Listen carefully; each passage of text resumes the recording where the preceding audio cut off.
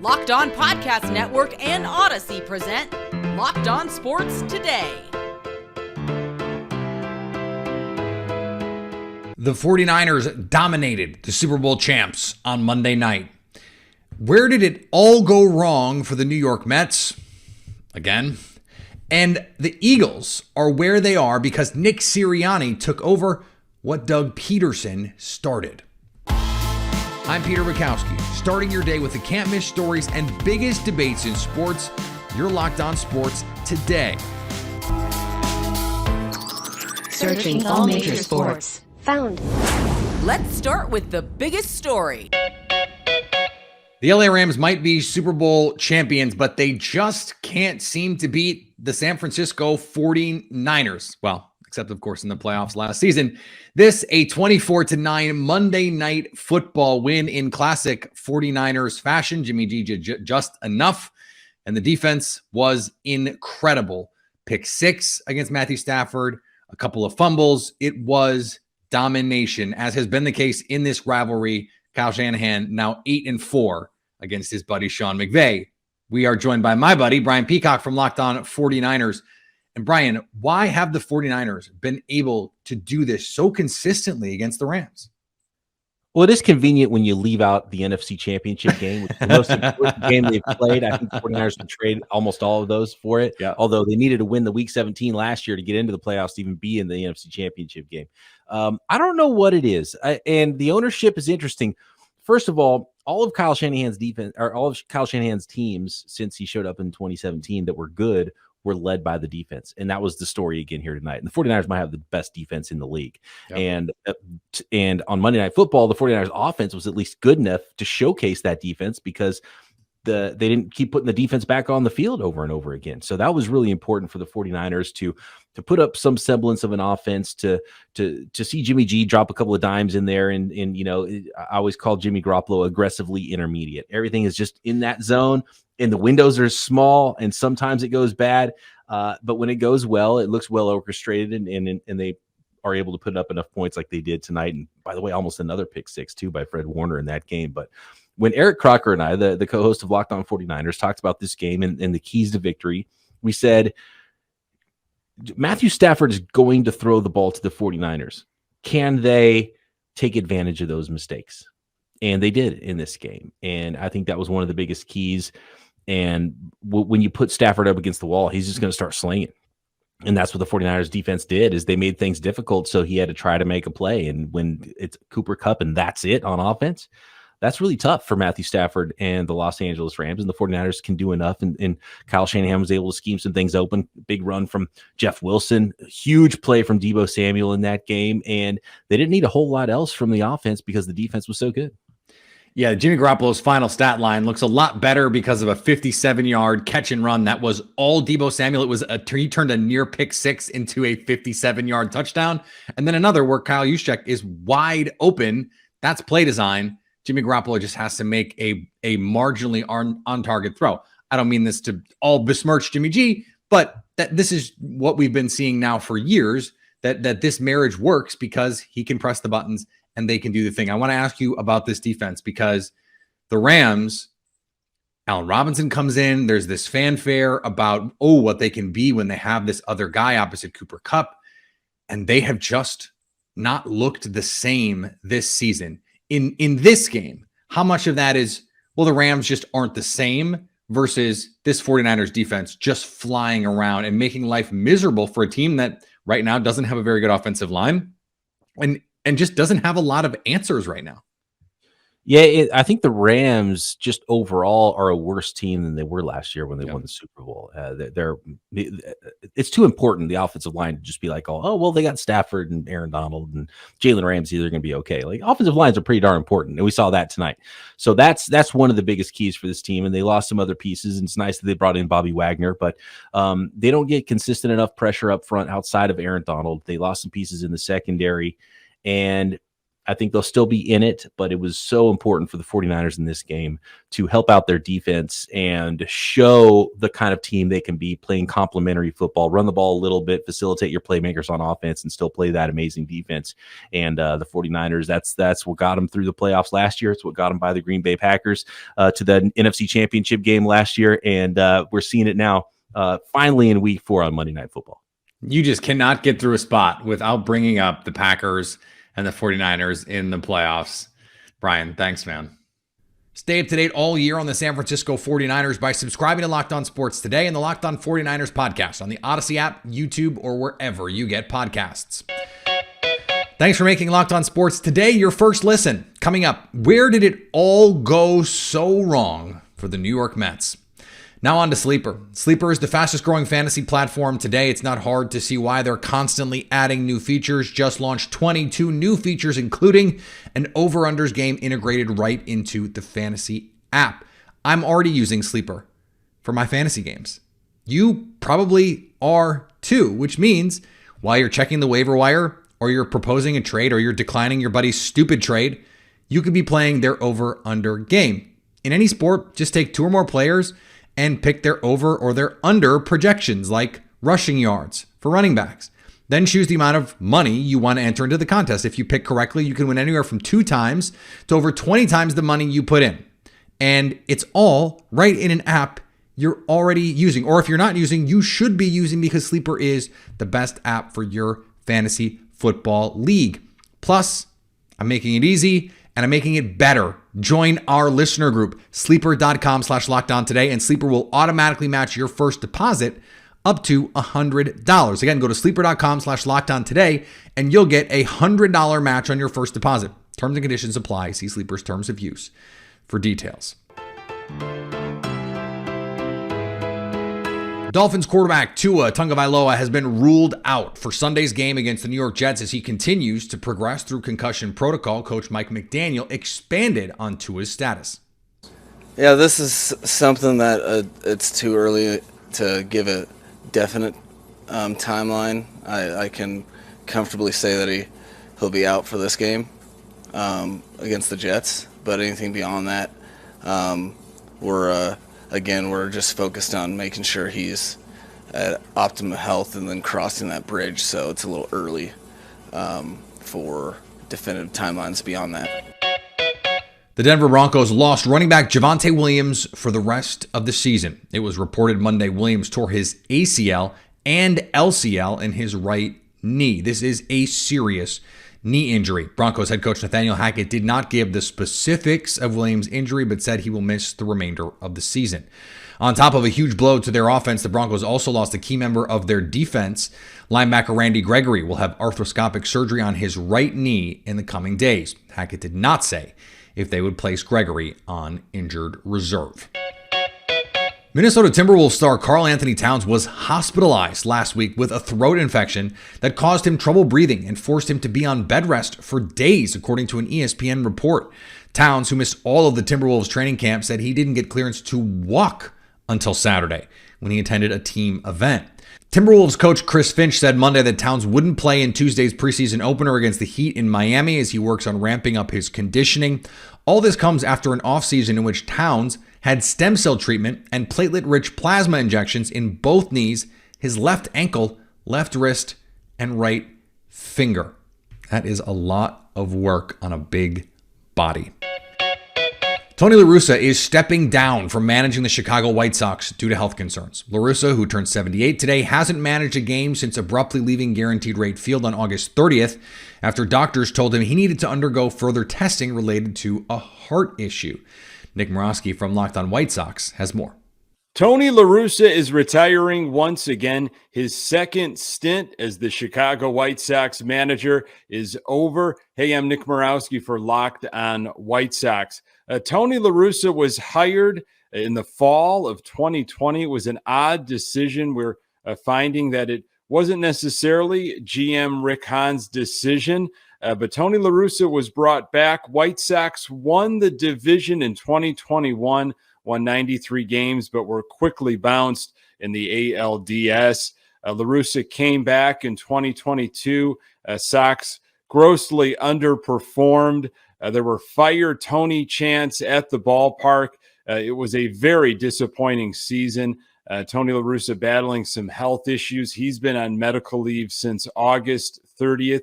And today, Monday afternoon, he made it official. He will not be back as Chicago White Sox manager in 2023. GM Rick Hahn said the search is already on its way. He will be spearheading, but it will be a collaborative effort to find the next manager of the Chicago White Sox. For more, tune into Locked on White Sox. Elsewhere on the diamond, the St Louis Cardinals blew a lead late and lost to the Pittsburgh Pirates, but the story was Albert Pujols doing more GOAT things. The Albert Pujols magic continued in Pittsburgh against the Pirates on Monday. Hey, it's JD from Locked on Cardinals, and Albert Pujols is like the Santa Claus of baseball recently. He just keeps giving and giving and giving. After hitting home run number 701 on Saturday and 702 on Sunday, the machine pops number 703 on Monday, and doing so passes the legendary Babe Ruth for sole possession of second place on the all-time RBI list at 2,216, trailing only Hank Aaron in the history of Major League Baseball. At the time, it gave the Cardinals a 2-0 lead, which they inevitably squandered in one of the worst ways possible, walking 4 straight hitters in the bottom of the ninth to lose 3-2.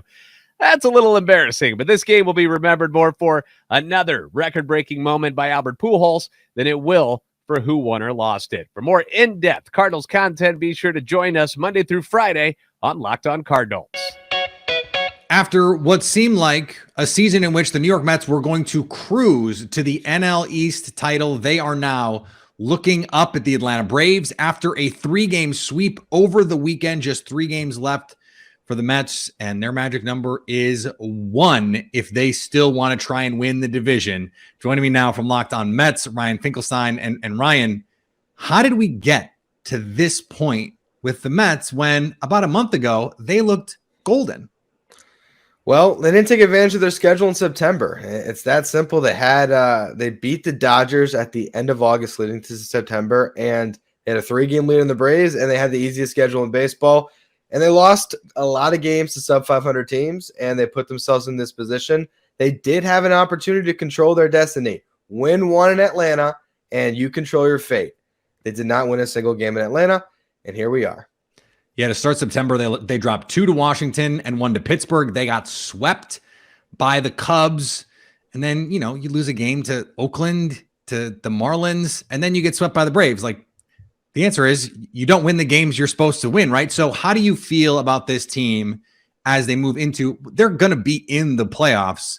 So do you feel materially differently about the team itself now versus, let's say, a month ago? I would say I feel materially different than I did going into the game on Friday. And the reason I say that is because, A, it was a just heartbreaking weekend as a Mets fan, but also my fallback argument all year would be in any playoff series, including a wild card round, you have Max Scherzer and Jacob deGrom. Well, we just watched those 2 pitchers go up against the Braves, and they lost both games. So I don't feel as confident saying, yeah, they're easily going to handle the Padres or the Phillies in that wild card round because they have these 2 guys, because we just watched that strategy not work out for the Mets. But I will say this is still a 98-win baseball team. They still have it in them to go on a run. They have all the pieces in place. It's just a matter of playing better baseball than they have for the past month. Okay, play better. That's an easy diagnosis. Yeah. Is there something that you think could spur them to play better? A player who needs to step up, a pitcher who can inspire some confidence in the team, whether how they manage the bullpen. I mean, there's plenty of ways for the Mets in this situation, but what can they do to go the other way, to actually find that success? I think it starts with their main guys. It starts with Francisco Lindor playing better. He had a really bad series. Pete Alonso as well. Those 2 guys have really drove the team all year offensively. They have to do that if they're going to win any playoff series. And then it starts with the top of the rotation. You can go into a wild card series against the Padres, and Jacob deGrom, Max Scherzer, Edwin Diaz could be the only 3 pitchers they face. If those guys give you length, that's how good they can be. And if they pitch well, the Mets are going to win that series.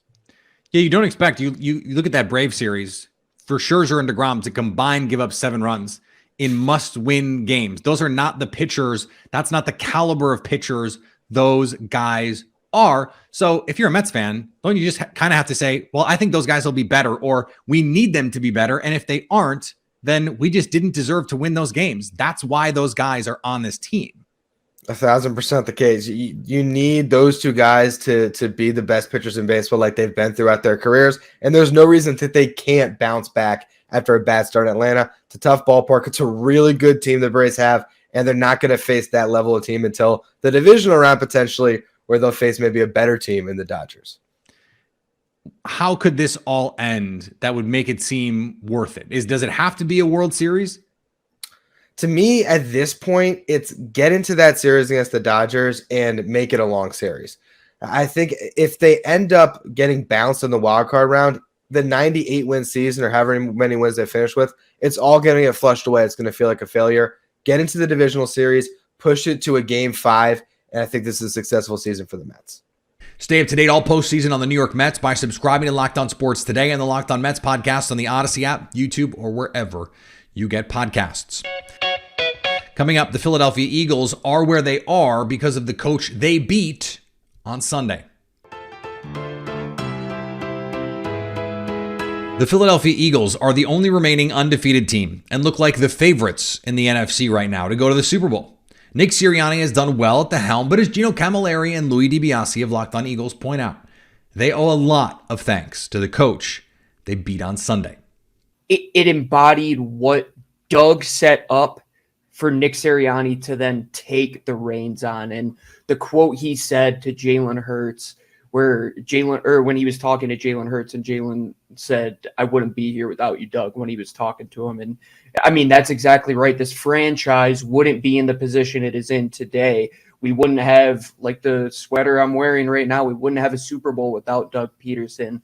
And a lot of those lessons that you learned in Doug's tenure, the ability to overcome adversity, much like the Super Bowl year where you're out all of these guys, things aren't going your way necessarily the whole game.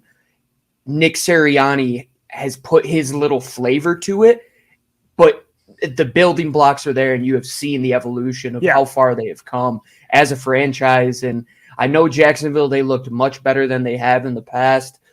But I just got to say this. There was some trash talk between Jags fans and our mentions on YouTube. Tony Wiggins over at Locked On Jaguars.